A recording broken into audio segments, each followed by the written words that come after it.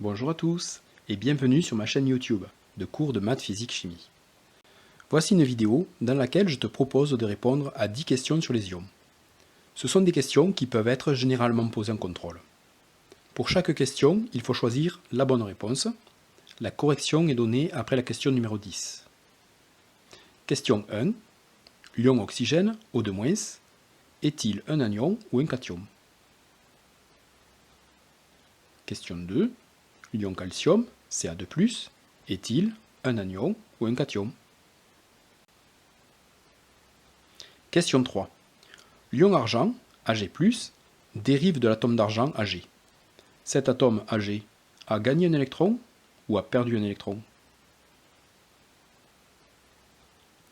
Question 4. L'ion sulfure, S2-, dérive de l'atome de soufre S. Cet atome de soufre S a gagné 2 électrons ou a perdu 2 électrons?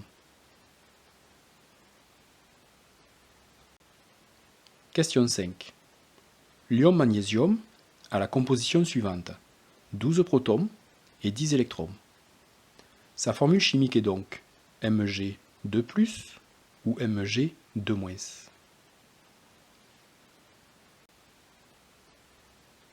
Question 6.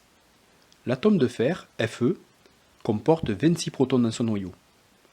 Combien l'ion fer2, Fe2+, comporte-t-il de protons dans son noyau? Est-ce 26 protons ou 24 protons?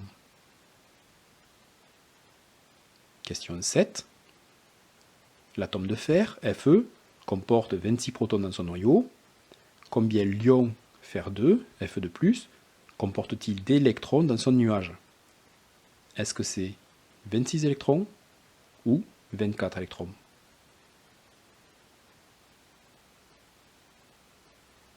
Question 8.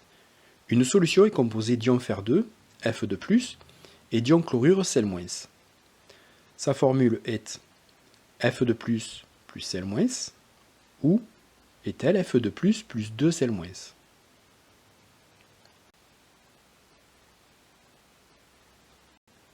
Question 9. Une solution est composée d'ion cuivre 2, Cu2+. Pour mettre cet ion en évidence, on ajoute quelques gouttes de nitrate d'argent ou d'hydroxyde de sodium, c'est-à-dire de soude. Et enfin, dernière question, question 10.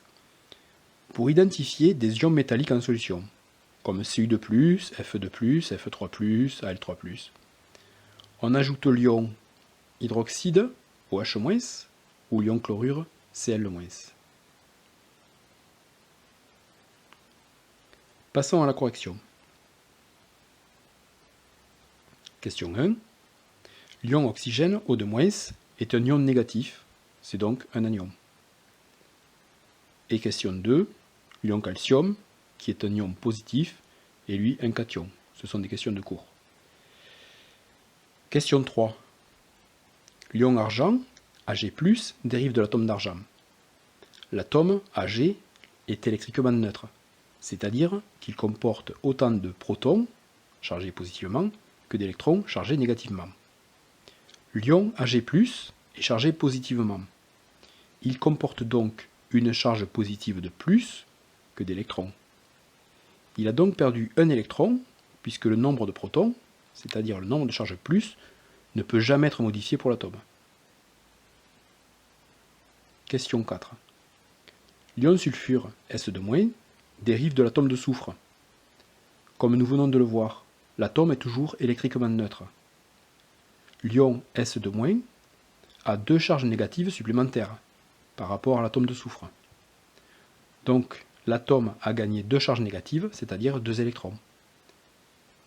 Un atome ne peut perdre ou gagner que des électrons, et jamais des protons. Question 5. L'ion magnésium a 12 protons et 10 électrons, soit 12 charges positives, les protons, et 10 charges négatives, les électrons. Au final, il reste 2 charges positives supplémentaires. L'ion magnésium a donc pour formule Mg2+. Question 6. L'atome de fer, Fe, comporte 26 protons dans son noyau. Donc, l'ion fer2, Fe2+, comporte lui aussi 26 protons dans son noyau, puisque le noyau n'est jamais modifié. Seul le nombre d'électrons peut varier. Question 7. L'atome de fer a 26 protons, donc 26 électrons, puisqu'il est électriquement neutre. Donc, l'ion fer2, Fe2+, a lui aussi 26 protons, mais 2 électrons de moins que l'atome, soit 24 électrons. C'est-à-dire que 2 charges négatives, 2 électrons, ont été perdues par rapport à l'atome. Question 8. Une solution est toujours électriquement neutre, c'est-à-dire qu'elle comporte autant de charges positives que de charges négatives, ce qui ne veut pas dire autant d'anions que de cations, attention. Donc ici, pour un ion Fe2+, il faut 2 ions Cl- pour assurer la neutralité. Un ion Fe2+ apporte 2 charges positives, et un ion Cl- apporte une charge négative, il faut donc doubler le nombre d'anions, c'est-à-dire le nombre d'ions chlorure. Question 9. Pour mettre en évidence l'ion cuivre 2, Cu2+, on ajoute quelques gouttes d'hydroxyde de sodium, Na+, plus OH-. Question 10. Pour identifier tous les ions métalliques, nous devons ajouter une solution contenant l'ion hydroxyde OH-. J'espère que cette vidéo t'aura été utile. N'hésite pas à poser une question ou à laisser un commentaire, j'y répondrai.